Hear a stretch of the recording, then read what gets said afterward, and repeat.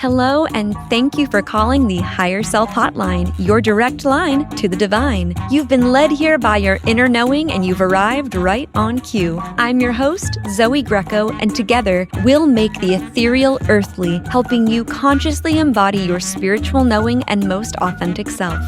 Please listen carefully to the following options. To discover how to fulfill your soul's purpose, press 1. To unlock infinite abundance in life, love, and career, press 2. To heal your mind, body, and spirit, press 3. To speak with your personal spirit guides, press 0. Please hold while we connect you to your highest timeline.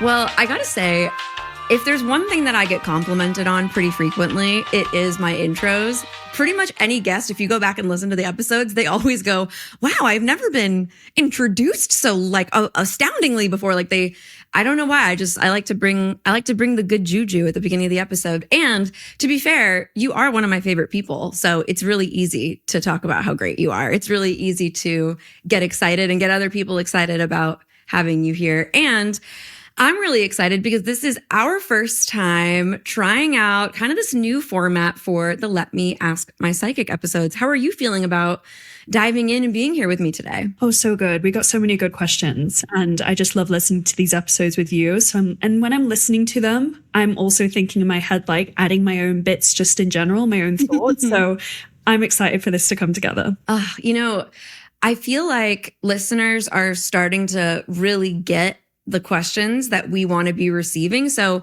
actually, this would be a good chance for me to remind you guys, you can submit your own questions. These are questions that you're asking. So you can always go to zoegreco.com/hotline and submit your question. And let me just get a little specific for a moment, if I may, about what we're looking for. I do need you to give me some background information. You can't just ask me, am I going to be famous? Girl, I don't know you. I don't know if you're going to be famous. We've never spoken before. I'm going to need a little something. You know what I mean? And truthfully, we're looking for questions that are, of course, applicable to you. These are your questions. I want to answer what's on your heart and mind. And we are looking for something that is perhaps a little more universally applicable, not just to you individually, but also to the collective that we're building here in the Higher Self Hotline community. So keep listening to the types of questions that we're addressing and we're answering. And just know that we want to hear from you. Say anything, ask us anything. And if there's a good nugget in there, we will message you back and say, hey, this is so close to being a question we can answer. Can you just rephrase it a little bit? Or can you ask it a little differently? Or can you give us some more information? Because we do want to be answering you and engaging with you. And I think today's questions will be some pretty good examples of exactly what it is that we are hoping to receive from you. And if you're out there listening and thinking, well, I've been thinking about submitting a question, but I'm not sure. It's your time. This is your sign. Ding, ding, ding. Ring, ring, ring. The universe is calling. We want your question. Don't second guess it. Send it in zoegreco.com/hotline. Right, Amelia? Help us help you. Exactly. Help us help you. We love it. So I think first, I realized after we concluded our last episode that I brought up the fact that I had a story to tell that I did not get to tell in the last episode. It just slipped my mind with all the things that we were diving into and discussing, and we were trying something new. And so I was distracted. But I did want to get into the story because it is so silly, goofy, ridiculous. And also something that I don't think anyone would really imagine would occur in this realm of work or this kind of industry. And I just thought it was too good not to share. So I would love to make sure that I tell that story. And maybe that's where we'll begin. Because I feel like we left some listeners hanging and people have been asking, what do you mean? What do you mean? So fun story. I have a nemesis that I forgot about. I forgot that I had an arch nemesis, and this story actually begins 10 years ago. So I'm going to start at the beginning and then work our way forward, and we'll see if it's as juicy when I tell it that way. So back a decade ago, and perhaps even more than that, I think it was probably 2016 though. I was still fresh in my business. My business was basically a brand new baby. She was born in November of 2015. She is, I guess that would make her a Libra, right? Yeah. Well, depending on when she's early November, is she a Libra? Or is that point, is she a Sag? She's a Scorpio because I'm a Libra. Oh, she's a Scorpio. Right.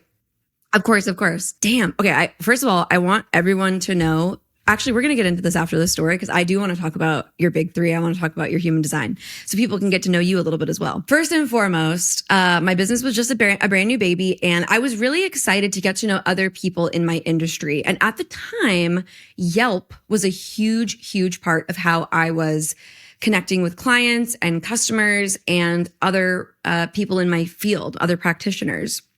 And so I was just, doing a lot of work at the time. I was pouring out a lot. And I really believe that every practitioner needs to be in receptivity as well. So I was always making sure to get regular body work, making sure to get regular energy work. And then occasionally I would get a reading. And so at the time, I was probably like number 2 on Yelp, right under this other business that I will not name. I don't think it's necessary to dox her in this episode. I was always sitting right underneath this business that was older than mine, that had been around longer and had like thousands of reviews, like just so many. And she was number 1. So I was like, okay, well, if I'm going to get something, I want to get it from the best there is. And so I would love to experience this person's gifts. And I think I've said it. If I've said it once, I've said it a million times. I really, really am a collaboration over competition type of girly. Like if we can buddy up and partner, that's what I want to do. I don't really think of others as competition, not because I'm so full of myself, but because I'm just a lover girl. Like I want to be friends with everybody. I love to love other people. And so it didn't even occur to me that like this person might feel differently about that. So I call in because I'm at my office and it's like in between sessions. And I'm like, I wonder if like I can just book an appointment. So I call in, this voice answers, and she's quite gruff, shall we say. I would say as a New York Italian, a New York born Italian, I too can be a bit forceful, if you will, a little intense, shall we say. And this is like a different type of intensity. It's kind of more confronting, abrasive, bossy. And so she's just, even with her energy, I'm feeling pushed around. I'm very uncomfortable. And so I say, hey, like I'd love to schedule a reading. And she's like, well, I can do it right now. Oh, great. Okay. And then she says, by the way, I'll give you a discount on your session if you'll go leave me a review on Yelp. And I was like, of course, I'd love to leave a review, to share my experience. And she's like, perfect. Go leave the review now and I'll apply it to your appointment. Yes. And so I was like, okay, I don't understand this approach. That's not how that usually works. It's giving unethical is how I was kind of feeling, right? But at this point, I'm buckled in. And also, mind you, I'm 10 years younger than I am now. I'm 24, 25 years old, right? So I haven't built the inner authority to be like, no, thank you. I'm still a bit of a people pleaser. So I'm like, yeah, sure, of course. And also I'm well aware that I can update my review if I need to. So I know that like whatever I say, if I need to change it, I can change it. But I'm expecting the best still because she's number 1. So I leave a very harmless, benign sort of vanilla review of like, really excited to connect with so-and-so, great experience, happy to do it, right? So we get into this reading finally, and I hate to say it, not a single thing was correct. She was like, oh, I'm channeling your dead grandmother. I'm like, my grandma's alive. She goes, the other one. I'm like, she's alive too. It reminds me of, those clips on Instagram of, oh gosh, what's that? There's like an American psychic and she's. Oh, yes. Yes. It's giving. She's like, the earth, honey. I'm talking about the land, honey. Yes. Exactly. That's exactly right. Where she's like, someone's buried under the ground. She's like, it's, yes, I know exactly what you're talking about. It really is giving that. It is giving that energy, And I just hate to say it, but she's like nothing she's saying is hitting home. She's like, see, she thinks I'm single, I'm married, like just, everything. And I would have been happy to give her some some information, some background. I know how it works. Like, I need a baseline to tap into, I just, that's how I work. But she wasn't asking for it. She didn't want it. And so I'm not trying to tell her how to do her job. And just through the experience, I realized like, this is misaligned. Like, this is a misaligned experience. And I'm feeling really uncomfortable about the review that I've left. And so I go and I amend it and say, I was asked for this review. I was incentivized to leave this review prior to my experience, and I didn't really have the best experience. And I just really want to be honest about that. And whether we had been quote unquote in competition or not, I still would have felt compelled. I feel compelled to be honest. Sorry, I don't like lying. I don't know what to tell you. So I go and I adjust my review. And boy, oh boy, oh boy, quickly, this woman figures out who I am, that I also have a business. She's commenting back and she goes, "You're just trying to destroy me and take me down. You're a jealous competitor. This person is a competitor of mine. This business, and this is who she is, and this is what she does." And I was like, "Ooh, girl, we did not have a problem, and now we do. And I am not interested in being your enemy. Like, I just don't particularly care." And I'm telling you, that is the end of that. That's the end of that for me. Now she's commenting on my pages and my social media and she's coming after me. And luckily I was just a little baby small fry. No one was really paying attention. It didn't really matter, but she was coming after me. Well, fast forward a decade. I'm planning my birthday party and I walk into the business where I am hosting this birthday party. And it is attached to a metaphysical psychic shop. Don't think anything of it. A woman sticks her head through the curtain, looks at me and goes, "You look familiar." Oh no, that's the word. Especially because at that stage, you're just familiar. You're not the enemy. And I'm telling you the truth, I have no idea who this woman is at all. Like, truly none whatsoever. But as soon as she opens the curtain, before she even opens her mouth, I see her and I get this feeling in my body like, no. And to be honest with you, I don't get that very frequently. I really am, like I said, I'm a lover girl and I always see the best in people. And even if you are not my favorite person, I'm still looking at the purity of your spirit. I'm still looking at the goodness of your heart. Like, I wear rose-colored glasses. I just do. I'm a lover girl. And I had this feeling through my whole body, even before she spoke, where I was like, "Mayday, mayday, alert, alert." Like, I felt like wee woo, like in my body, And I just was feeling very, off. And I guess for any clairsentients out there, to describe the feeling, because I'm giving it a lot of sound effects, because this is a podcast after all. But if I'm giving it language, it felt like a wave of unease, like washing through my body, almost like, this is strong to say, but I felt like a sense of danger. Like, like when you're in the forest and you hear a sound and you're like, like you get that feeling. It was like predator. Like, I had this feeling like I was in the midst of someone who was not, who didn't love me, who wasn't looking at me with loving eyes. You know what I mean? So first thing she says is, "You look familiar." But I'm telling you right now, this reading that we had was not in person. And I don't feel like I had ever really seen that many photos of her, maybe one or two. And at the time she was blonde, I think. That's how I remember her. Today, she is not. And so I was like, "Oh, well, hey, I'm not sure. I don't know. Like, it's nice to meet you. Like, so excited to be here." And she just so happens to be the mother of the owner of the business that I am patroning. Her child is not present because they are off busy styling. They're doing some styling for some events, which is really impressive and really cool. And so we're just chatting a little bit, and immediately she starts like bombarding me with compliments. Like, oh, you look incredible. I love your outfit. You look like Daphne. It's giving Daphne. It's like, so this and that.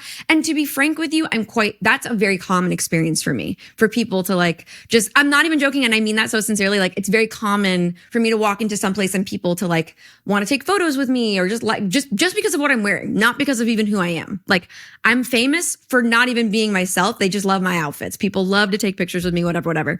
And so I'm used to people bombarding me with love. So at this point, I'm like, okay, maybe I'm wrong. Like, it's harmless. Like, she loves me like everybody else does. This is fine. And so she goes back, into her side of the business. And I take my tour of the space. I'm, talking to the party planner. We're having a great time. She sticks her head back in through the curtain and is like, I just want to brag on my child. And she starts talking about, her child who's off doing the styling. And then she's talking about this other, person that I'm talking to, how that person's like her surrogate daughter and yada, yada. And I'm like, yeah, amazing. Like, I love that. Thanks for popping in, mama. Like a little mother bear, But something in me is still like, if I'm being so sincere, if I'm just being so plain about it, I was kind of like, girl, what? Like, what? Why? Like, why do you need to... What is this? Why do you need it? I don't know. It just felt like she wanted to insert herself or like involve herself in some way. And something in me was just like, I don't know about this. So finally, at the end of, my time there, I'm speaking to the person giving me my tour, and she is we're just chatting about what the add-ons are. And I'm like, oh yeah, you guys are attached to the psychic shop. Like, maybe my friends would love to do readings. Like, what would that be like to, add that on to the experience? And she's like, oh, let me go grab her. So the woman comes in and her energy is completely different. And it's very like haughty. It's very like, up, like her nose is literally turned up. Like I could fly up her nostrils if I wanted to. Her nose is so turned up. And she tells me the price. She's like, is this much an hour? 2-hour minimum. You do the math and then come to me with an offer. And I'll give you a little bit of a discount because this is my child's business. And I was like, okay. And I immediately turn, oh no, I'm sorry. And then she comes in, she gives me the price and she goes, by the way, we are the #1 reviewed psychic on Yelp. And so she leaves the room. I turn to the person giving me my tour and I say, just so you know, that bitch hates me. Wait, did you know it? Wait, did you turn to the child and say that? It wasn't her child. Her child was off doing some stuff. I was with this other, the co-owner of the vintage store. And so I turn to her after the psychic leaves and I say, hey, just so you know, that bitch hates me. And she's like, tell me right fucking now, every single detail. Like, tell me everything. So I get into it and I'm like, here is the actual fucking scoop. Like, if she knows it's me, she might try to hex this party. Now, luckily for me, I already know that maybe she's not so good at her job. So I'm rubber, you're glue, baby. Like, I don't care. You could put a hex on me. It's probably just going to bounce right back on you. But I literally was like, hey, just so you know, when she thought I was familiar, it's because we sat right next to each other on Yelp for years and years and years. Now, I go under I'm no longer under Merhipsy Healing. I'm no longer going by the Merhipsy. I'm not even on Yelp anymore. I don't operate my business in that way anymore. But she zeroed right in on me. And when I told the girl that works at the store, she was like, I would never tell her. Like, she would go crazy. Like, she would go berserk. And so it was so funny because how far from my mind, right, is that? Like, if someone had been like, do you have beef with anybody in the field? It would never even have occurred to me to bring her up. Like, it never would have. I'm so far away from that. But the second I walk in, you look familiar. And the way she said it wasn't friendly. It was like, you look familiar. And then all of a sudden she changed her tune, got friendly again. And then as soon as it was time to business, which also I thought was such a weird approach, like here's my price, do the math, and then come to me, offer me something, and then we'll see if we can work it out. And I was like, girl, just set a price. Like, I don't like who am I, your business manager? Like, how much you want to get paid? So it was absolutely bonkernananas. We did decide not to do the add-on because I didn't want to expose my friends to the energy that could be. And you know what? Maybe it was an off day. Maybe it was an off reading. Maybe she is really, really great at what she does. And my experience was just different. I don't know. I can't speak to it, right? I've only had one experience with her. I'm not, like I said, I'm not here to say who she is or destroy her business or do any of those things. All I did was have one experience and leave an honest review. And I would never even have left a review if I wouldn't have been incentivized to do so in the beginning. I would have just minded my own goddamn business. But when you ask for a review before a service and then provide a bad service, like, I'm going to have to say something about that. So TBD, because at the time of this recording, my party has still not yet occurred. So we're going to find out. I will report back and let you guys know. In fact, you know what I'll do? If there is major tea, I will sit down and record it and have Mike insert it right here. And if there's no tea, there's nothing to add in. It's so interesting because I work in marketing for people like you, for coaches, healers, practitioners. And it's an interesting, I don't think, like you said, it's not an ethical way to gather testimonials, but it is interesting that she would put priority on getting testimonials and reviews over come and pay me the full amount. So that's interesting. I remember a coach years ago did something similar when she was like, I'm coming out with this program. It's worth $20,000, but I'm going to give it to you for $40 if you give me a testimonial. I don't know what the mechanics were of that, if it was like only people who have been previous customers, but that did a lot for her business to get tons of people saying how amazing she was on video.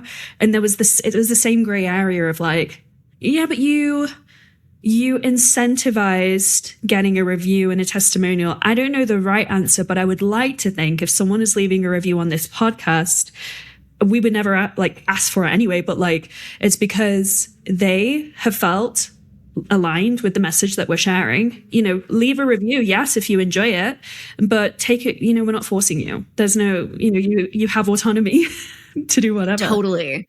At the time that I was building like an online reputation, and even probably until we stopped doing like readings in the business in that way, we always had something in our follow-up emails that was like, if you'd like a discount on a future session, feel free to leave a review. And I was very clear to say an honest review. The incentive is not attached to the experience that what you share. Like you could be like, this bitch was terrible. You're still going to get the discount coming forward. And it was like 10%, I think. I don't think it was very much.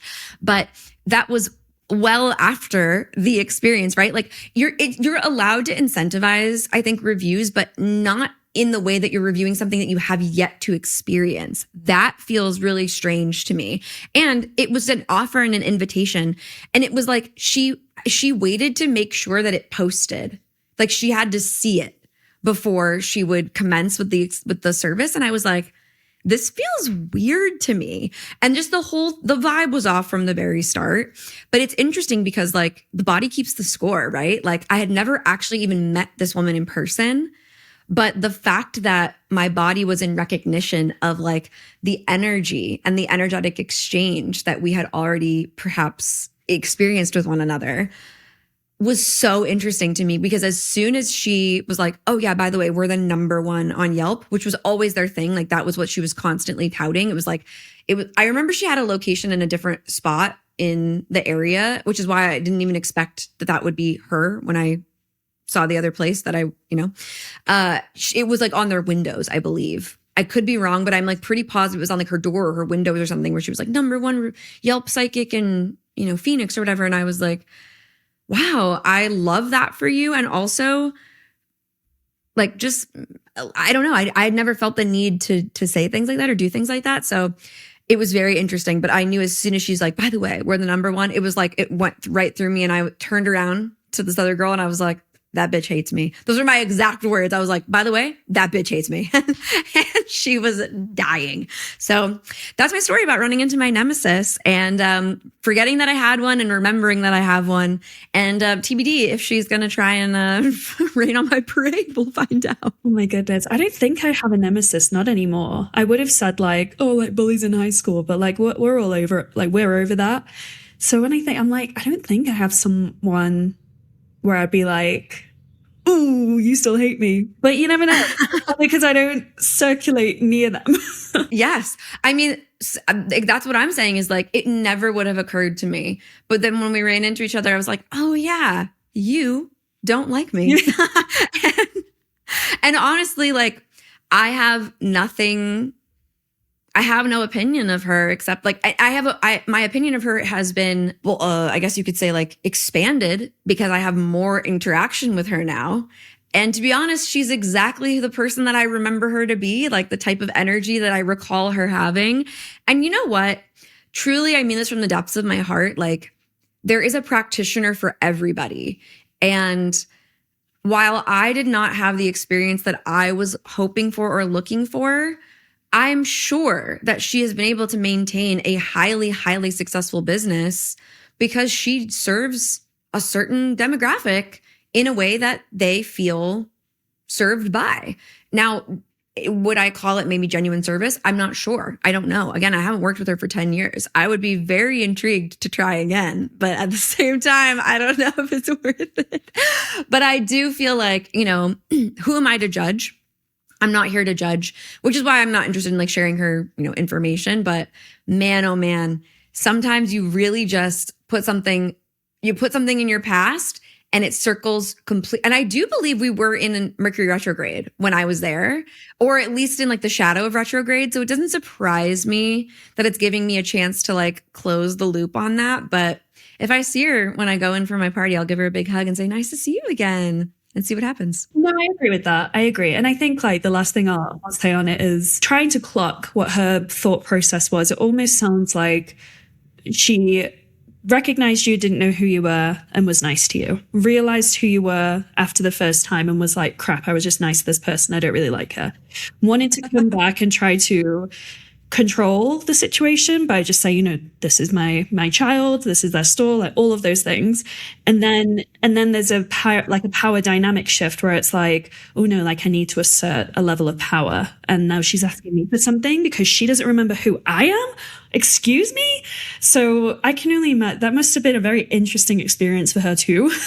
Yeah. And you know, it might be that like, she didn't know my name. She didn't know anything about me. Like it's very possible that she just felt the familiarity of me and doesn't know who I am or why I was around.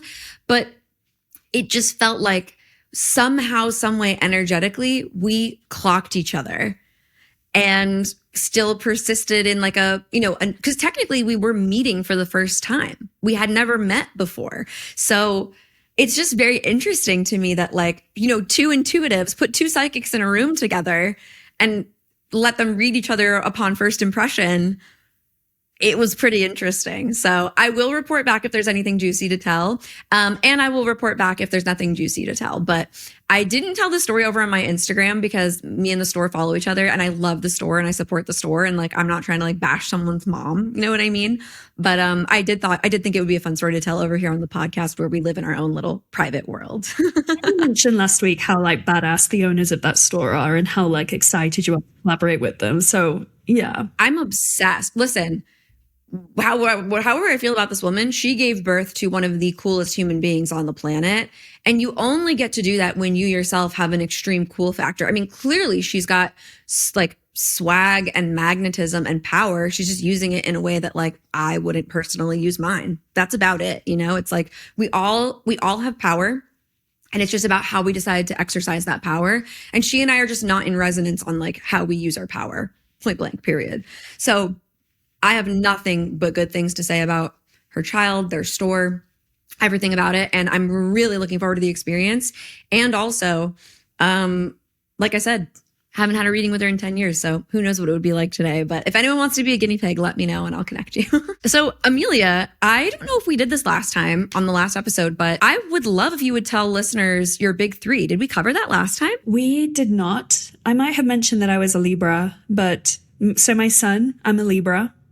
My moon is Virgo and my rising is Gemini, which I don't have full deep awareness of all of that.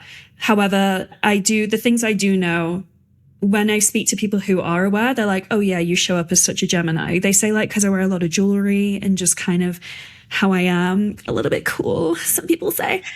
You are. You are a cool girl, 100%. Are you kidding me? You're like a world traveling like DJ living in Mexico City, an author, like a marketing maven. Like, yeah, Amelia, I would say it's safe to say you're a cool girl. Pretty much everyone can tell. Oh my God, I love you, Zoey. Also, shout out to Zoey's tattoo on her arm, because the reason I got my tattoo, which is a butterfly on my arm, it's in the same place as she got it because it was so badass. So I'm like cool by inspiration. And then I also quite align with my Venus is in Scorpio. And Scorpio, like big emotional feeler and also like sexy in certain circumstances, which I do align with as well. So yeah, that's my big thing. In certain circumstances, in the right settings, I'm extremely sexually potent. In other settings, I'm about as sexy as a baby manta ray. That's like, that's what I was hearing in the conversation. The Libra energy in you is something that every Aries needs in our lives. Like Libra and Aries are always partnered. I feel like you really do bring this balance and this clarity to my fire. And at the same time, Libras can sometimes be a bit indecisive, especially with that Gemini in your field. And again, everyone listening knows I'm a numerology girly, not necessarily an astrology girly. So take everything I say with a grain of salt. But the somewhat indecisiveness of a Libra can be very supported by the clarity and the sharpness of an Aries energy. So like in partnership, we are actually a great match. And I gotta say, having someone with Virgo placements in my business is always going to be my first choice. A Virgo and a Capricorn can work for me any day. That being said, we've got a lot of Cancers on the team. We've got a lot of like soft water energy and air energy on the team. But you know what really supports a fire? Oxygen. So it helps me. It helps me to have the air, but we don't get a lot of earth energy, I would say. Mike, if you're editing this right now, which you are, you're the only one that does that. Mike, I want you to pretty please do me a solid, Mike. Record yourself on camera telling us your big three. If you don't know it, contact me. I'll help you figure it out. I want you to insert it right here. Hi, this is Mike, and today we have a lovely Brazilian coffee from Upper Room Coffee Roasters with tasting notes of... What? Oh, this isn't the coffee video. Okay, let's try again. Hi, I'm Mike, the video editor. And as per Zoe's request, here are my big three, which required a lot of help from Zoe because I had no idea what they were. I am a Cancer Sun, a Capricorn Moon, and a Leo Rising. I hope I got those right, and enjoy the rest of the episode. I feel like Geminis get a bad rep. And I don't think it's fair. One of my best friends in the world is a Gemini, Julie. Not going to share her last name. No one needs to know that. But Julie keeps ginger candy in her purse for me, as well as Excedrin in case I get nauseous or get a migraine. And she keeps it in her purse all the time, no matter if she's going to see me or not, because she's that kind of girl. And I feel like a Gemini is more loyal than people give them credit for. So I personally love all those placements. And you are familiar as well with your human design. Can you share that with our listeners? Yes, real quick, just on the Gemini piece. So a lot of my close friends are Geminis, and a few of them are Geminis with Libra rising, and I'm Libra with Gemini rising. I know, super interesting. Like 3 of my closest friends are that. And they're from different parts of the world as well. Yeah, I know. So when I hear that someone's a Gemini, I'm like, hi. What's your sister? My sister is Pisces. She's a Pisces, Leo rising, and I don't know her moon. My mum is a Virgo, which makes a lot of sense. Dad's an Aquarius, nephew's an Aquarius.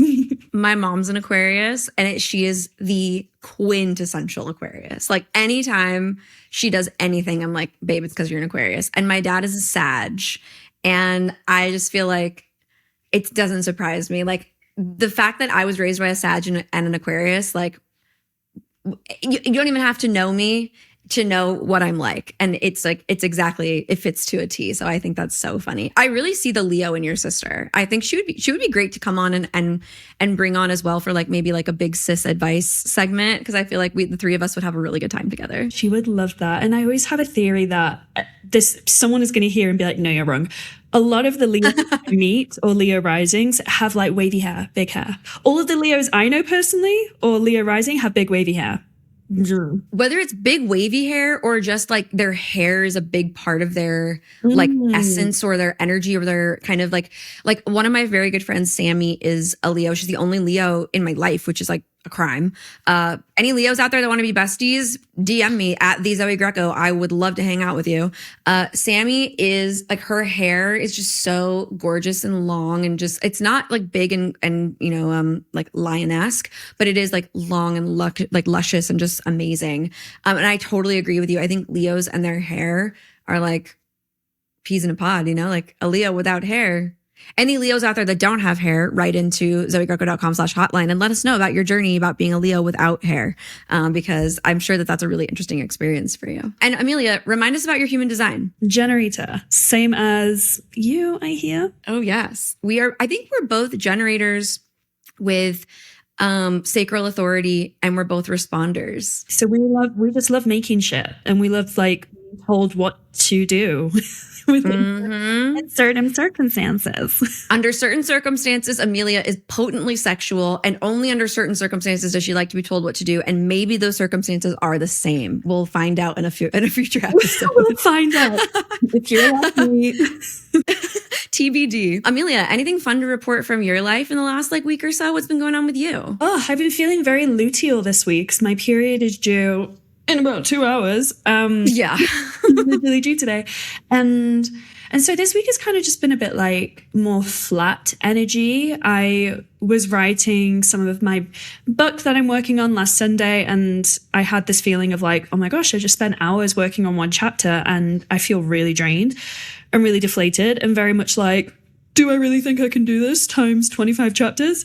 So yeah, I think of course I'm going to continue writing it. Like I love writing it, but I am realizing like when I thought, oh, I'll write 2 to 3 chapters a week in like an hour and a half. Whoa, that was naive. That was so ridiculous. Oh my gosh. You know, I feel like I'm working through a lot of things similar to this with my mentees, where when we start to really approach our dreams and walk forward toward the things that we are truly in deep desire of, not the things that we're pursuing because we think we should, but the things we're pursuing bravely and courageously because we genuinely want them, we often have and are faced with these moments of like profound imposter syndrome. And they're often really unexpected. Like they'll come up in moments that we don't really foresee, where we just sit down to do our thing, and all of a sudden we're confronted with this feeling like, maybe I can't do it. And I really feel like this is just about meeting an edge. We talk about this a lot in the container, that like when we meet one of our edges, we think that like that's where the world ends. It's like the Truman Show, where like they have the wall where like the ocean, you know, ends, and he walks into the real world. We meet that edge and we're like, this is the end of the earth. Like I can't get past this. Like this is my limit. And the truth is, an edge is not a limit. It is a threshold between one place and the next, like a place where you believe that you can't and a place where you find out that you can. And I like to kind of explain an edge like you would talk about a border between two nations, because it's like, just because there's a line between two doesn't mean that you can't cross that line from one to the next. So like, for instance, when Ethan and I were in Kenya, we went and did a safari. And as part of the safari, we're in the Masai Mara. And there's a part where you can actually stand in both Kenya and Tanzania, and like no one stops you. You're just like in both countries, and like you don't even know. Like there's just like a rock that says like Tanzania, and you're just all of a sudden you're in Tanzania. And so we were like, standing in this place, and we're just walking back and forth, like giggling about how we're like in two countries at once, because we're goofs. And it's like, yeah, honestly, you can meet your edges that same way, with like playfulness and examination, and just going, oh, apparently this is where I have a limiting belief. I have a belief that this is where the edge of my capacity exists. And the truth is, that's where the edge of your capacity exists as you currently perceive it. But you can change your mind about that at any time. So I'm curious, obviously, I think you being luteal, as I also have been, we are totally synced up. You and I will probably start our bleeds like any second now. That luteal energy is no fucking joke. Any menstruating human who is listening to this podcast right now is probably just bobbing their head up and down wildly in agreement. And if you're not, please start doing so. We love to be validated. But the luteal energy, you know, definitely exacerbates and contributes to that. But I'm curious, like, how you met yourself, and you don't have to have been able to move through it. Like, just, you know, tell us the truth. Like, how did you decide to meet yourself, or how were you able to meet yourself in that and kind of work through it in whatever way you were able to? Yeah, thanks for asking that, because it was kind of like once I went to bed, it was okay. But like the hours between it and going to bed were stressful. So first thing I did was go for a shower, which I've realized I need to start making a checklist of things to do pre-writing and post-writing, because there's some type of like clearing and cleansing that needs to take place. Because another thing, I was talking to a friend about it and just like sending her voice notes about how I was feeling. And then I was like, yeah, and it was like a hard chapter to write. She was like, why was it hard? And I was like, oh, I mean, like this chapter signifies a moment, like a betrayal that takes place that is the catalyst for a lot of pain for a good book. And obviously, like, I'm a deep feeling person, and like a lot of the things that people write about, they're inspired by their own life. There's a lot of like depth to the feeling that I could dig into from my own experience. So I think holding space for holding space for like the type of content you're writing. This was the 4th chapter. The first few chapters I wrote were things happening. This is like things being felt. And it's just something new to learn on like the creative writing process of when you know you're about to sit down and write something that's probably going to be really difficult.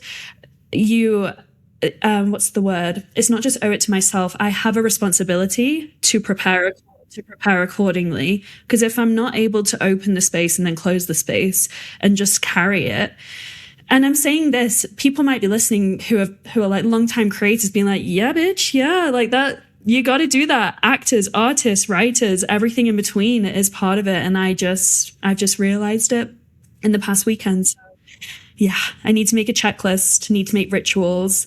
That is what has come through. That is honestly such an amazing takeaway. And I feel like something that, to be honest, I'm not sure would have occurred to me. And just hearing that from you, I'm like, wait a second. Like, why don't I do that before I sit down to record the show? Like, why don't I? Like, I think, you know, having done readings in the past, especially, like, I would definitely, there were certain things that I would do to prepare. And, you know, whether it was like clearing my tools or just like something I would do, especially if I was in an emotionally heavy state, is I didn't want to bring that energy into a reading.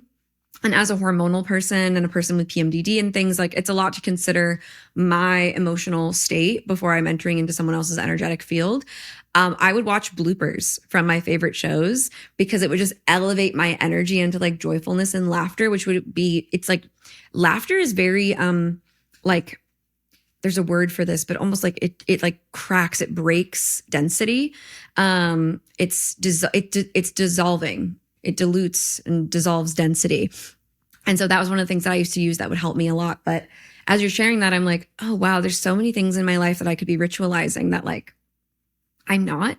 And that level of intentionality, I think, is what allows us to like truly occupy an experience in a way that is genuinely supportive. So I love that. Is there something you've been overthinking lately?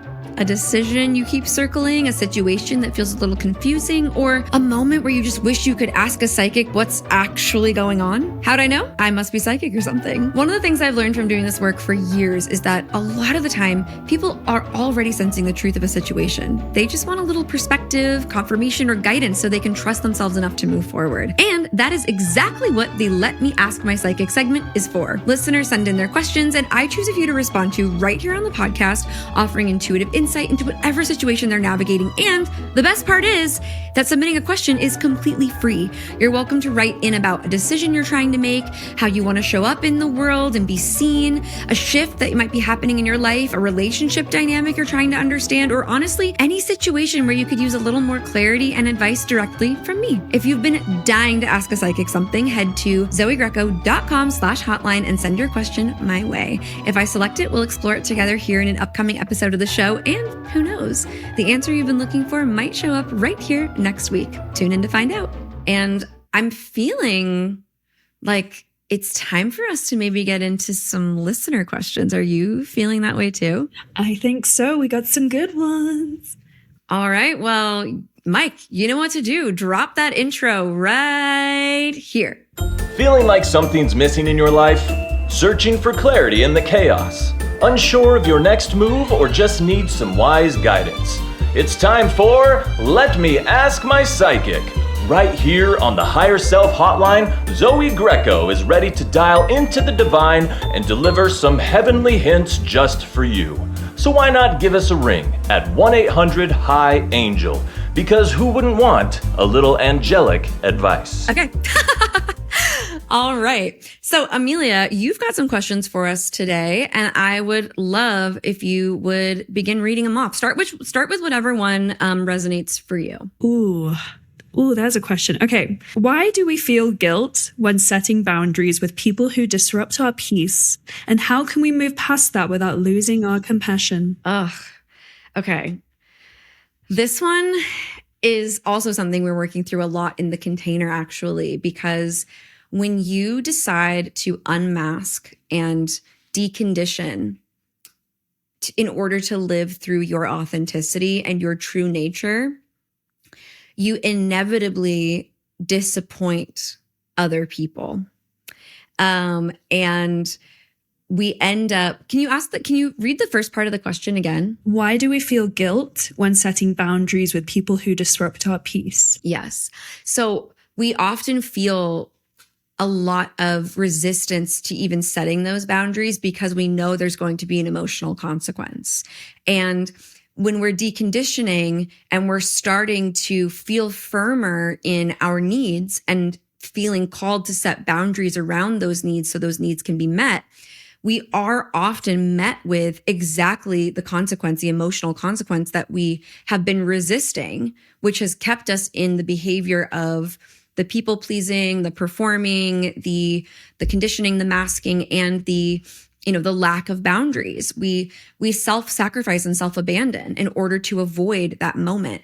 And I want to just say that very, very often people are extraordinarily unaware that they are even in a pattern where they would make you feel guilty for trying to set a boundary.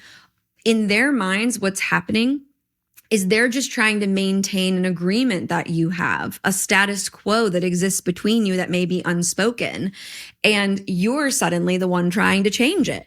So of course you're feeling guilt because the other person is responding with a plethora of emotions, whether that is, shock or disappointment or anger or sadness or frustration or betrayal or whatever.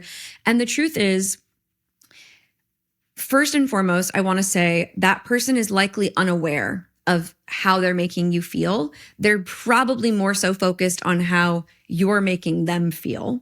And as sensitive, empathetic, spiritually gifted, intuitively minded human beings who we here in the Higher Self Hotline community tend to be, we are picking up on those subtleties, those energetic subtleties of like what is both said and unsaid, what exists between the lines, what exists in the room that is not visible, which is all the things that we are quote unquote making that person feel. We feel guilt because we feel responsible because we are the ones changing the agreement, changing the dynamic. And at the same time, it is our responsibility to ourselves and to the other person, whether they're conscious of it or not, aware of it or not, to change a dynamic when we find it to be unhealthy or unhelpful. it is our responsibility to show up for ourselves, which inevitably, you guys have heard me say this a million times, when we act in our own highest good, it is inevitably in the highest good of others, even when they cannot see it in the moment. So when we're setting a new boundary with somebody and they're responding with, but why? How could you? I don't understand. That's so hurtful. That's so blah, blah, blah. They are entitled to their feeling. They're being triggered. It's okay. But you do not have to take responsibility for their feeling. Their feeling is not your responsibility. But the guilt comes because we can tell that our desire to make a change is impacting someone in a way that they're not happy about. And the people pleaser in us that kept that agreement for so long, the conditioned part of us, defaults to guilt and shame and self-blame and wants to revert to self-abandonment in that moment because that's what keeps us comfortable. Oh, I'm so sorry. You're right. I won't change this agreement, even though it's deeply, deeply harmful to me. I want to make sure that you stay comfortable so I can stay comfortable. And there's a moment where we can no longer sit in that imbalance and we feel called to make the change, but it doesn't change the fact that there's a conditioned part of us that is feeling afraid to do this, that has been afraid of this very consequence the whole time. So it's about knowing that we're probably going to face some backlash, choosing not to take responsibility for that, letting people have their own experience, their own feelings to navigate that as they need to, and knowing that when we're feeling called to act in our own best interest, that it is inevitably in the highest good of everyone, even when in that moment they can't see it. And the part about maintaining compassion is that remembering that they are also part of a pattern and likely a less conscious part of that pattern. You are a person who, if you're feeling called to make the change, it's because you are conscious, you are aware, you are clear, you are awake to the pattern. They are still asleep inside the pattern. And so we can have compassion even when someone is trying to keep you small or confined or controlled or in a situation that is not in alignment for you because, you know, I hate to do this. It's a bit biblical, but like forgive them for they know not what they do. Like they know not what they do. All they know is this new thing that you're trying to bring to the table is not what they want. And so their ego response is going to be about trying to get back to status quo. And you have to maintain the internal courage and the internal knowing that says, I understand that this would be difficult for you. And I'm so sorry that this is feeling painful. I can no longer exist in the status quo. I would love to create a new status quo, a new normal for us so that we can coexist in deeper alignment, in deeper truth, in deeper peace, to give this a try and give it a chance. And it's hard to find that courage and maintain that courage when the thing that you're so afraid of is coming right back at you, that consequence, that emotional consequence that we've been afraid of the whole time. And I want to remind you, listener, that it is but a moment. It is but a moment. It is, yes, the thing that we've been fearing, and the dread is something that we've been living in and sitting in for quite some time, probably because we often consider a big change for quite some time before we actually take action on it. And the upset, the emotional consequence, the reverberation from that is something that is impermanent. We all eventually adjust. And the stronger that you can maintain a boundary, the more easily and the more quickly, I should say, actually, maybe not easily, but the more quickly your experiences will organize around that certainty that you're holding. So in the moment, yes, it may feel like a lot of backlash, but maintain it, stay strong. And I think you'll be really surprised by what happens. I love that.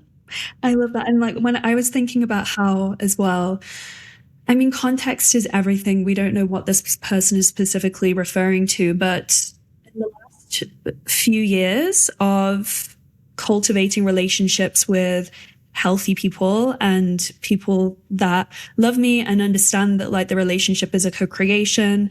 Yes, we have our own authority. Our boundary is our boundary. Like that is the sacred line.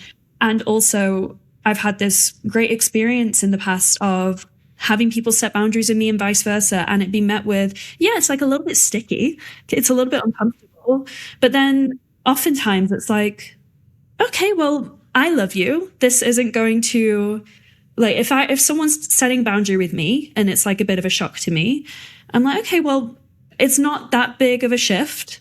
I can do it because I love you, and the love we have for one another is worth moving through this and like setting this new like expectation for one another. So I would like to think that, you know, if you're in a situation where it's a relationship that's really challenging and it's not one that you can just walk away from, and yes, what Zoe said, listen to that. And also just go in with confidence, because a lot of the time nowadays, we're a lot more conscious as human beings. If you're listening to this show, you are a conscious person. You probably have conscious relationships. It could be much finer than you think it is. You just got to go in with the confidence. And the guilt often comes from the fact that we let it go on so far when we should have mentioned it. Or that has been my experience. I'm like, yeah, but shit, this has been like the process for the past 5 weeks, and now I'm going to bring it up now. And it's like, yeah, you bring it up now because it doesn't matter. Time isn't real. Now is 5 weeks ago. You know, I love that you're sharing this, because it's actually reminding me of an experience that you and I had, because we work together. So like, people, if you guys don't already know this, we explained this, Amelia is like my marketing director. So she and I have a professional relationship that has evolved into like several different forms over years. And you know, there have been times where coming back onto the team, like there was question of scope and like the way that we were communicating, and you were setting a boundary with me. And I was triggered by that experience, not because of what was happening between us, but because of an experience I had had with someone else. And I had to literally remind myself, like, okay, first of all, this isn't that other person. This is Amelia, and you have a strong emotional foundation with Amelia. And like, this is not the end of the world for you guys to revisit something or clarify something. Like, it's totally gonna be okay. And there was so much safety in the conversation that we ended up having. And it was such a beautiful experience. And we both came to it with consciousness and love for each other. And like, it ended up being truly nothing. It was nothing. It was no big deal. And it was just that first momentary reaction that came completely from, you know, a lived experience with someone else, not with you, that I found was trying to show up in that moment. And I had to really tell, you know, that wounded part of me, like, oh, you know, Amelia's not the one that hurt you. Like, that, she's not the one. Like, this isn't where this started. And also like the experience that we had in like clarifying that boundary, which again was no big deal. It was like truly nothing. It was so deeply, deeply healing for me from the triggering experience that I had had. And it was like, oh, I needed this. Like, I needed this. You needed it because we needed to clarify the boundary. Like, that had to happen.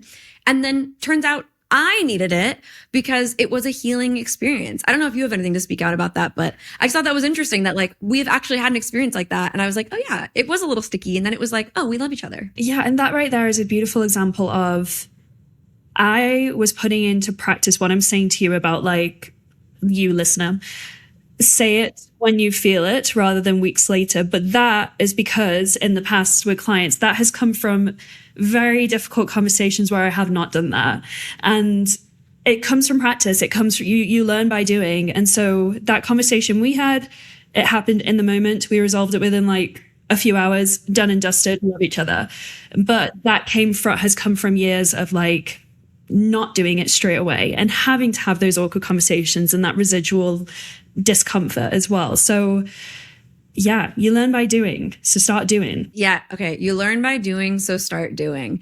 And I think too, like what you just shared, Amelia, is so cool because like what you're saying is like, you brought something forward because of previous experiences that you've had.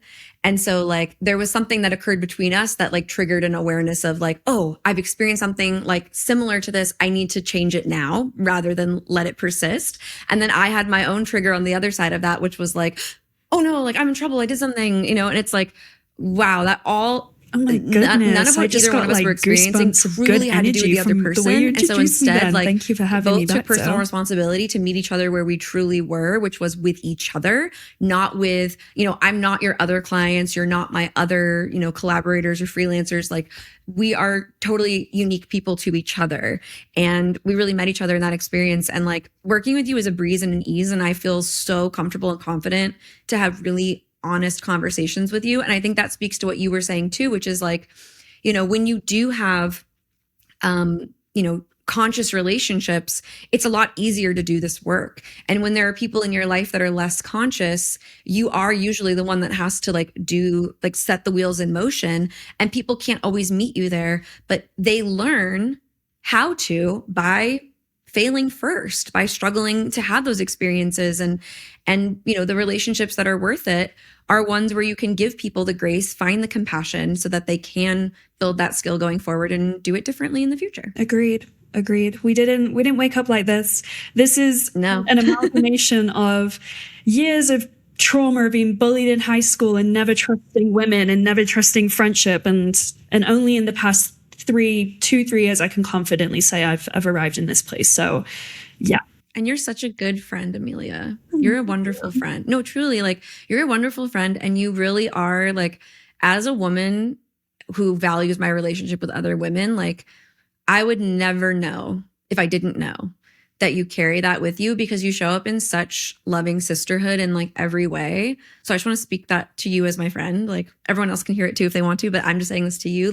You're an incredible friend, and I just really, really love you. So I'm grateful to be a part of your healed reality and to exist in this space with you, because it's really beautiful. I love sharing the space with you. Feeling is so mutual. I love you. We are so luteal. Okay. Next question. What do we got next? This is a fun one. So a lot of friends around me are having these beautiful rom-com type love stories brewing, and I'm so happy for them.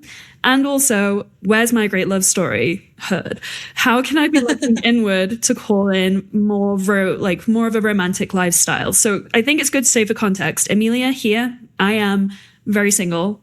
So I want to know the answer to this question. Zoey, you are married. Not saying that you don't get to hear the answer to this, but this is you. I think too, even when you're married, it's a beautiful thing to consciously and intentionally call in more romantic energy into your life. I feel like Ethan and I are good at being romantic with each other because we genuinely want to please and treat each other. I love treating him and being there for him, but also it is an intentional thing. It requires intentionality. So whether you are single as a Pringle or if you're partnered for no matter how long, the intention of creating romantic energy and keeping the fire of romantic energy stoked and present, I think is a great topic for anybody. So I love this question. And I think it's really interesting that when love is something that we're trying to manifest and we see it all around us,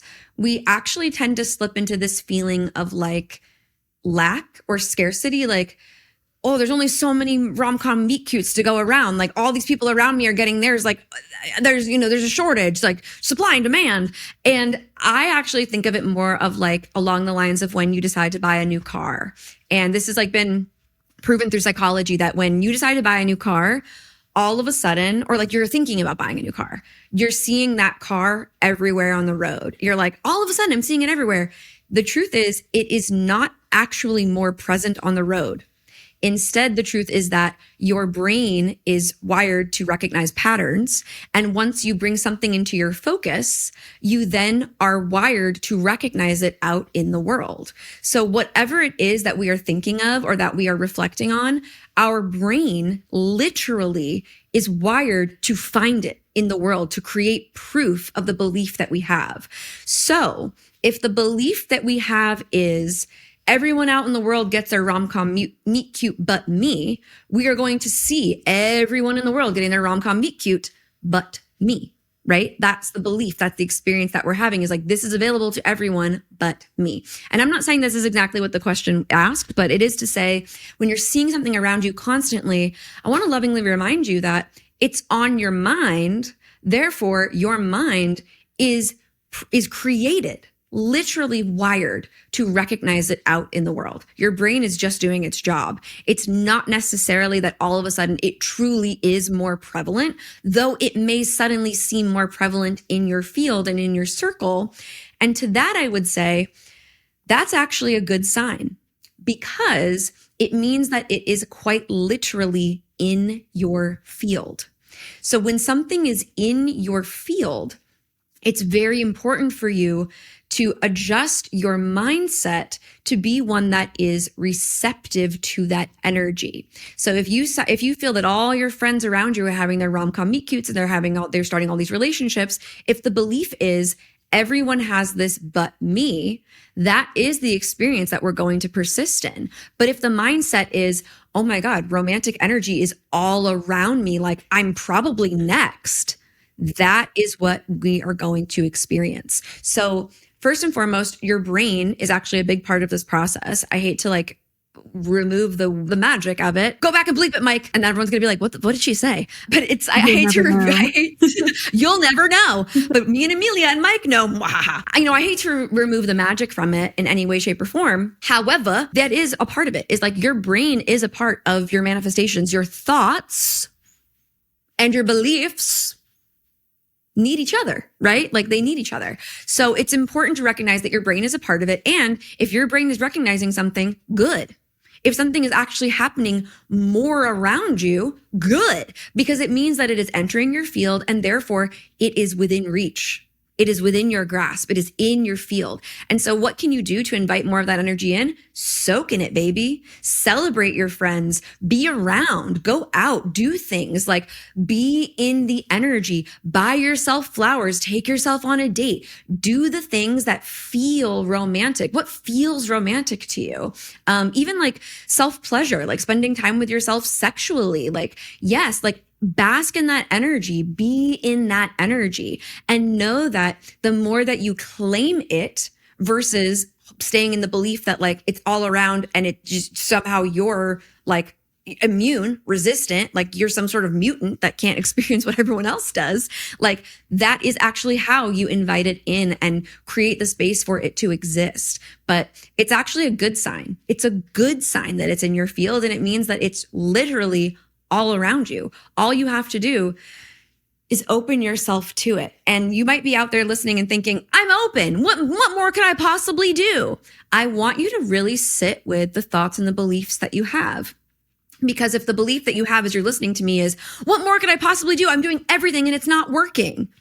Babe, that's a limiting belief right fucking there. So spend time with the thoughts that you're having.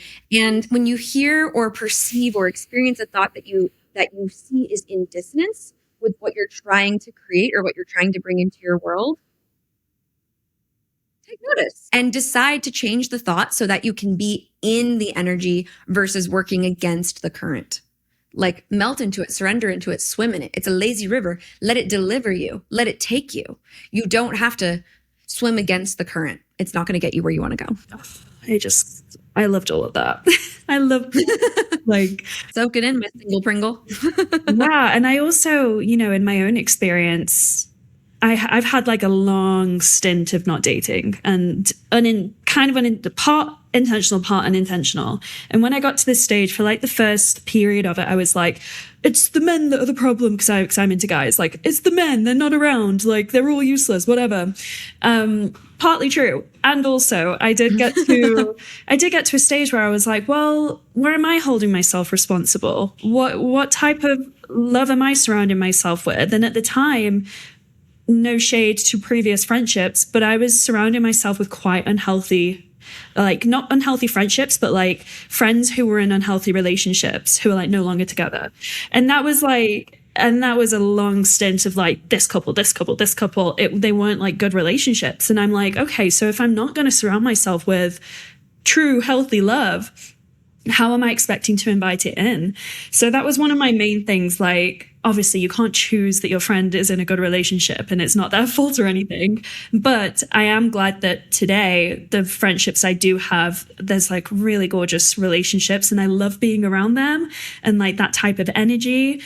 Getting out of the house, I work from home, like I love my home. I struggle to leave my home because I'm like a bit of an introvert extrovert, but getting out of the house it sounds so simple, but like that is probably a big reason why someone is struggling. Because it's why you're not going to meet cute in your bed. No one's coming to your room. I mean, it's unlikely.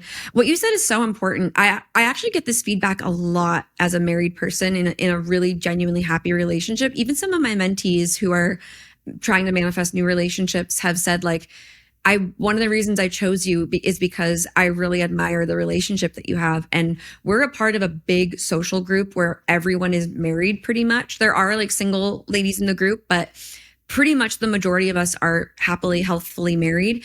And there was only one couple that like entered our field that was in a really toxic relationship. And the truth is, like, our collective energy like repelled them. Like, they basically got ejected out of the friend group because we just, and like, I hate to say it, it wasn't like intentional, but it was like, yo, we're happy and we're drama free, and all you guys bring is negativity and drama. And then you just like inject it into everything that we do, say, and feel and think as a group. And like, it's poisonous to us. Like, you got to go. Like, there's no room for like toxicity here.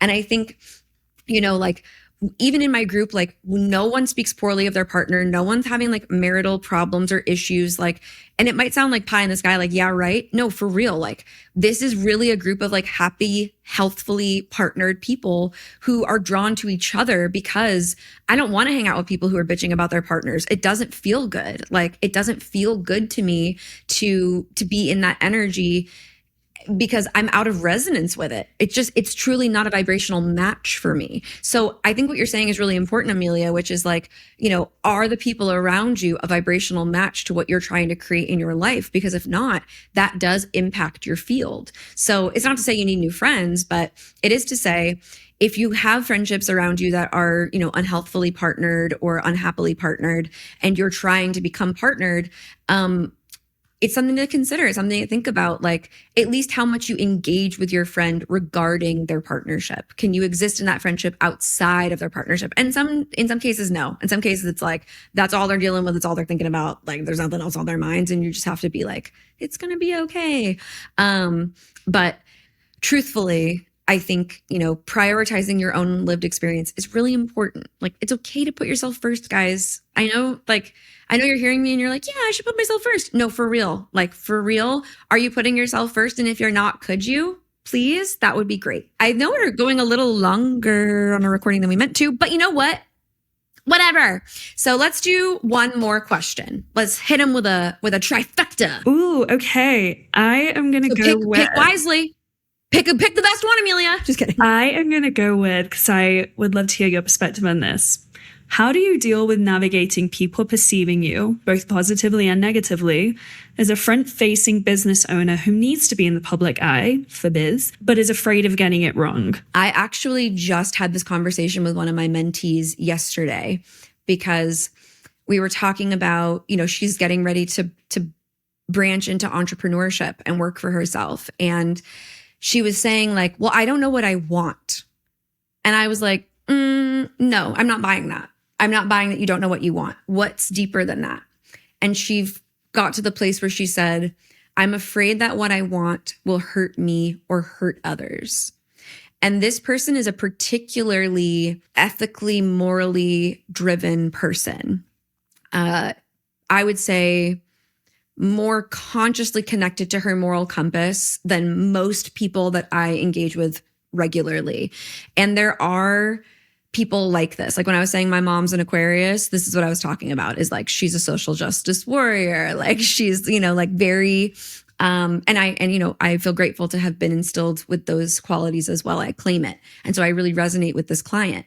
And I was telling them that, you know, when I spent 10 years in my business on, you know, and 6 years on this podcast, existing in a pretty diluted state because I was so afraid of being polarizing.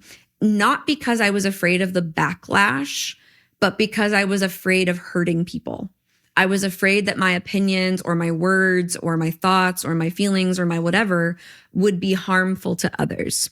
And the truth is, and this is what I told my client, is that you can be as intentional and well-intentioned and conscious and moral and ethical as possible, and you are still going to upset somebody. There is quite literally no way for you to please everyone. And we say this a lot, we hear this a lot. It's a bit of a cliche, but it is true. And it's something that when we are forward facing or we are public facing or when we are embracing visibility, that we need to acknowledge and work within versus trying to work around. You can't circumvent the fact that you cannot please everyone. And so instead, I've now gotten really busy, first and foremost, pleasing myself, saying the things that want to come from me, occupying my spaces in the way that I want to occupy them, saying the things that I want to say, taking up room and taking up space. And what that does is it inevitably calls in the people who resonate with that. And it inevitably repels the people who don't. And the repulsion was a thing I was very fearful of in the past, not because of the rejection, to be completely honest. And I think that is maybe more so a concern for others than it was for me. It was less the fact that I would be rejected. It was more the fact that it would repel someone away from the opportunity to be loved and healed. And I felt really guilty about that. I felt really ashamed that like I couldn't hold everyone in the world, right? Which is actually some martyr bullshit. That's actually like some like self-important, self-righteous, like, who the fuck do you think you are, bitch? Like, you're here to save the whole world? Like, get over yourself. And I was telling this client yesterday, did you see the most recent Superman movie that came out, Amelia? I saw one scene, which was really cool, but I didn't see the movie. Okay. So no spoilers, but it's also spoilers probably. Sorry, everybody.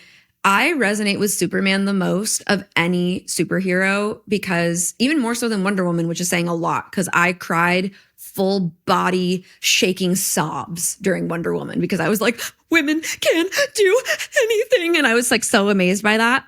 But Superman, there's a scene where like the whole world is against him. Like everyone hates him. He's public enemy number one. He's totally been maligned in the public and misunderstood. And, you know, he's being blamed for something that's not entirely real or true or whatever. And at the same time, the villain has kidnapped his dog and is like torturing his dog. And so the whole world's against him. He's alone in his apartment. And he's, his girlfriend goes and sees him and is talking to him. And she's like, what are you going to do? And all he can think about is going to find his dog and like saving his dog. And I have to say, while I was watching that movie, that's exactly what I was thinking the whole time. I'm like, who gives a shit if the world hates him? He's got to go find this dog. Like, that's literally what I was thinking. And I resonate with that so strongly because like, that goodness that exists in Superman, like not to toot my own horn, but like that is innate in me. Like where there is suffering, I want to address it. Like that is who I am as a person. And so the idea that perhaps I could not do that for everyone was actually a really painful, difficult thought for me. And so to avoid that, I made myself smaller, quieter, more subtle, more diluted, and less true. Less honest. It wasn't like lying, but it was like lying by omission. It was like sharing only parts of myself so that everyone felt welcome here. So everyone felt like this was a space they could be, that I was a person that could hold them, which in reality, like I said, is some martyr bullshit. It's a pretty self-righteous bullshit. And it's kind of embarrassing to be like, oh yeah, I thought I was here to save the world. Oh, okay. And at the same time, I have compassion for that part of me because I know that it came from like true well intentions. Like I genuinely meant it with love, like truly from the deepest part of my heart. And I think everyone here hanging out with us can feel that. Like that's why you're here, because you know that that's who I am and you resonate with that because that's who you are. And at the same time, you're not truly helping anyone if you're not helping yourself. And so as a public facing person whose purpose is to help, to serve, I truly I'm humbled to be of service. Like I'm grateful for it. Self-abandonment and self-sacrifice have no place here. And so being loud, being proud, being yourself, and understanding, making peace with the fact that other people will misunderstand it, that other people will want to misunderstand it, that there are people in this world looking for a fight, especially online. We know that, especially online. People are looking for a reason to fucking fight you and hate you and feel good in their opinions and righteous and true and like justified. We all want to be justified, and we justify ourselves by finding other people unjustified. And so when you can make peace with the fact that like people are gonna misunderstand you, they're only going to experience a sliver of you. They're only going to experience a piece of you and form an entire perspective about who you are, then you are truly free. You are truly, truly free. And my mentor, George Poulos, who you guys know, I've ridden a wave with and I love more than anything. George, love you. George talks a lot about the principle of emptiness in Buddhism, this idea that like everything around us, including ourselves, is inherently empty of meaning. And everything that we experience is we've assigned meaning to. Our perspective, our perception of it is creates our reality of it. And so once you can truly make peace with the idea that like you cannot control the way that other people perceive you, you are free. Every single one of my 12 mentees in my container sees me as a different person. Zoey is a completely different person to each and every one of those people. Like, I'm a different person to Amelia. I'm a different person to my mother. I'm a different person to my spouse. I'm a different person to myself. I'm a different person to every single person listening to my words right now. And I cannot control how I am experienced. I can only control that I am true to myself. And so that's how I've chosen to exist. But it did take me quite some time. And as I've shared, my personal block to achieving that was the concern that it would prevent me from saving the world. And as soon as I remembered that that's not my job, and I only am here to serve those who truly resonate with my true authentic vibration, I was set free to be that self wholly and completely. Oh my gosh. You have no idea how much I needed to hear that, because you and I are friends. We talk.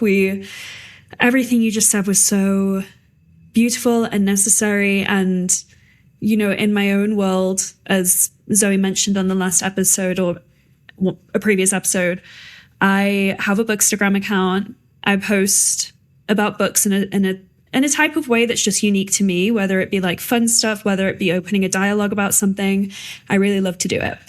I had it for a year, but then it's been since this year that things have really popped. And I would say like content has gone viral, and it's all well and exciting until obviously you realize you're exposing yourself to several more opinions that I wouldn't say I necessarily didn't prepare for, but more so that I didn't expect that they would be so heavy so quick, and having to contend with exactly what you just said, which is every individual is going to perceive you in a different way.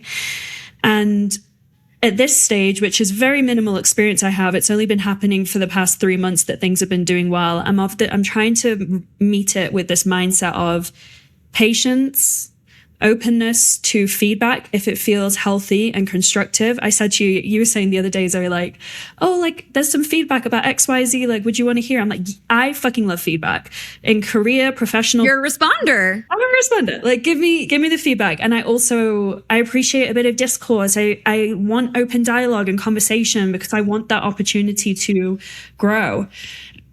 And also, if I feel like there is something that is like maybe you have clearly not read what I've shared, or you are clearly just coming in with the herd mentality, I'm not going to respond to that. And so, yeah, it's also a deep practice of detachment. And again, that has only come from, I don't think I would be able to show up as I am now and go through stuff that I'm going through now had it not been for the last decade or several years of like growing through it. I think I'm well equipped to navigate these things, but it's true that is such a beautiful reminder that you just shared, and I'm going to save that and keep it on repeat whenever if you are someone who is a business owner or building a brand or showing up online.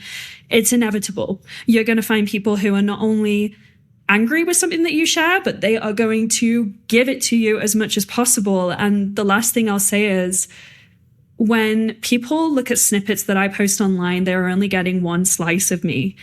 Equally, when I see a comment that they've shared, even if it's hateful, that is one slice of the person that I'm experiencing. And not to say they should give me the benefit of the doubt because I'm doing it with them. It doesn't matter what they're doing. But what I'm choosing to do, if it's not too radical, is be like, okay, I feel that has come from a place. I don't know you as an entire person. I'm choosing not to carry it because of that fact. Thank you for sharing that, Amelia. I feel like, you know, as we've talked about things too, like privately off the pod, about some of the virality that you've been experiencing, the other thing too that I want to like hit on is like, that's your magnetism increasing, right? Like your magnetism. I actually posted my own viral video about this. I posted a video about this that also went viral. So I love that we're just like two viral queens, like just out here changing the world, changing opinions. But I talked about being loved and hated. Exactly. Love me or hate me is still an obsession. That's exactly how I feel.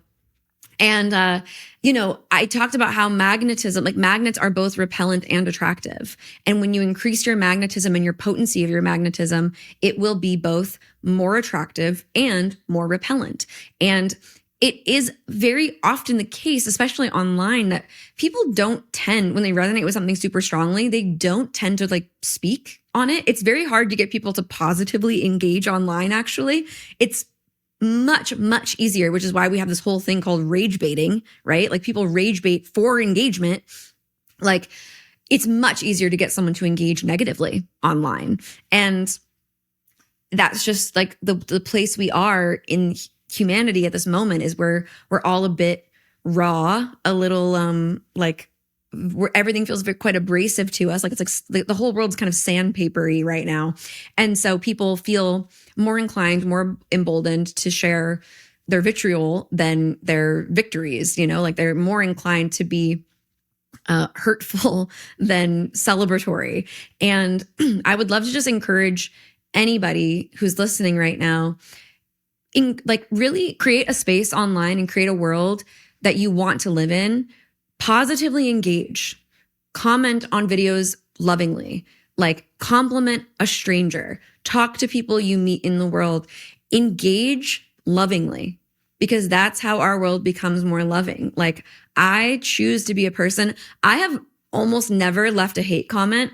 I think everyone knows my first hate comment I ever left was for Joe Rogan. I sent him a DM actually. And I was like, hey, just so you know, I hate you. But recently someone posted something and I commented and said, you're kind of mean. And like, that's like the most hateful thing I've ever said online.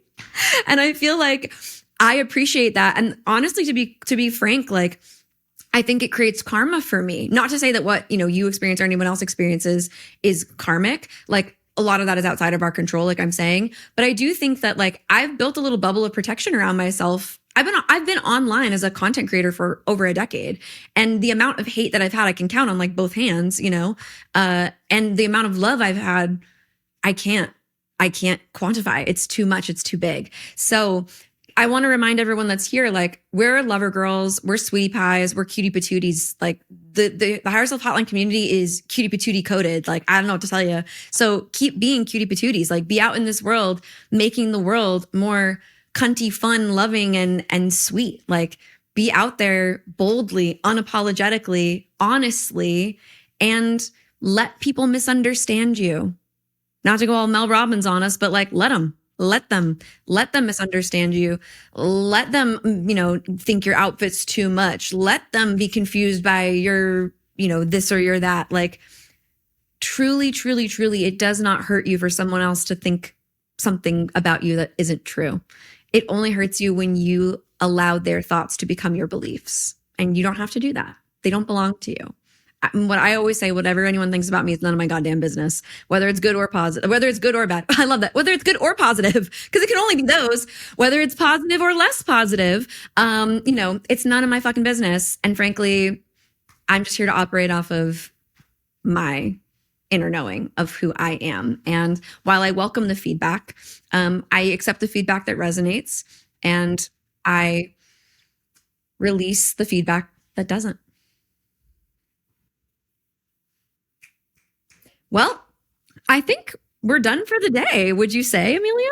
I think so, my love. Amazing. Well, I just want to thank you again for being here and helping me facilitate these conversations. I'm having the most fun. I feel like, I don't know how you guys are feeling. Maybe after our first episode, you're like, I'm not sure. But maybe after this one, you're feeling more sure because we're starting to find our groove. But I got to say, I love a buddy. I'm a people person, and Amelia is really one of my buds. And so I feel so grateful, Amelia, to have you be here and to do this with me. And I've always wanted like a co-yapper for some of these episodes. And so this just feels really comforting and comfortable. And I'm excited to see what other things we're going to cook up and the ways that we're going to continue to co-yap and collab here on the podcast. But guys, that is the end of the episode. There you have it, blessed babes. And thank you so much for tuning in for another episode. And I would love if we could take a moment to send this week's subject, you out there, the listeners, the ones submitting the questions,